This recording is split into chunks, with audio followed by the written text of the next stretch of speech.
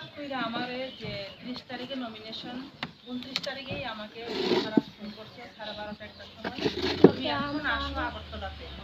ঈশ্বর আল্লাহর মাধ্যমে মহারাজের জ্ঞানে বুদ্ধিতে জ্ঞান দিছে গতিকেই আজকে আমার এখানে ক্যান্ডিডেট বানানো হয়েছে।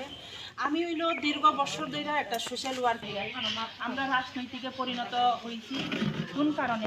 আপনারা সহযোগিতা ছাড়া, আপনাদের অনুমতি ছাড়া আমি আপনাদের ঘরে ঢুকতে পারতাম না।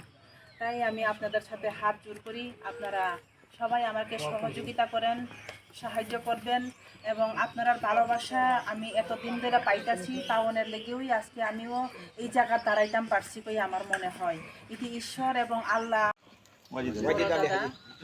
হাজি ওয়েদ আলী দাদাকে আমার, ওনাকেও আমার প্রণাম। আর আপনারা যারা আছেন এখানে মারছে বুল্লা বাড়ি ঘরে গোতায় থাক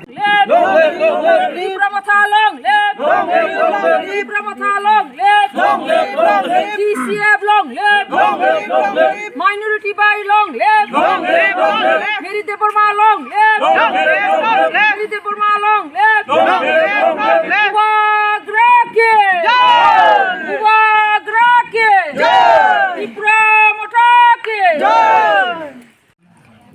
প্রথমেই নমস্কার মিডিয়া ভাইদেরকে। আমরা এখানে মলায়া ৬ নং বুথ কেন্দ্রে একটা উত্থান সভা করছি। এখানে সবাই আমার মাইনরিটি ভাইরা আছেন এবং উপস্থিত আমার আগরতলা থেকে আগত আমার সেন্ট্রাল লেভেলের আমার জিতেন স্যার এবং উপস্থিত TCF member Biswajit Majumdar sir এখানে আছেন, ওদেরকেও আমার প্রণাম জানাই। আর এখানে যে আমাদের সভাপতি ছিলেন আমাদের স্যারকেও আমার প্রণাম। আর আগত এখানে সবাই আমার যুবক যুবতী মহিলা সবাইকে আমার আন্তরিক অভিনন্দন এবং শুভেচ্ছা জানাই। আমরা আজকে একটা উত্থান সভা করতে পেরেছি এখানে, আমি খুবই আনন্দিত। আমার আজকে 45 কনস্টিটিউয়েন্সিতে আমাকে ক্যান্ডিডেট বানিয়ে দেওয়া হয়েছে মহারাজে।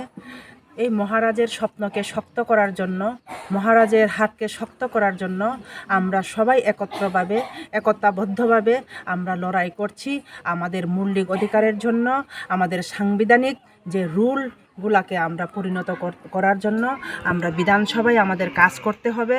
তাই আমি বিধানসভাতে এই আমার মাইনরিটি ভাইদের এবং অন্যান্য জায়গার হিন্দুস্তানি বেল্টের, মণিপুরি বেল্টের সবার সাথে আমরা কাজ করতে চাই, বাঙালি বেল্টের সবার সাথে কাজ করতে চাই, একতাবদ্ধভাবে কাজ করতে চাই।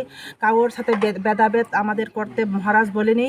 তাই মহারাজকে ধন্যবাদ। মহারাজের শিক্ষা অনুযায়ী আমরা কাজ করব, মহারাজের এই যে আজ্ঞা অনুযায়ী আমরা কাজ করব বলে আমি এখানে সবার কাছে আমি প্রণাম জানিয়ে আমার সংক্ষিপ্ত কথা এখানে শেষ করলাম।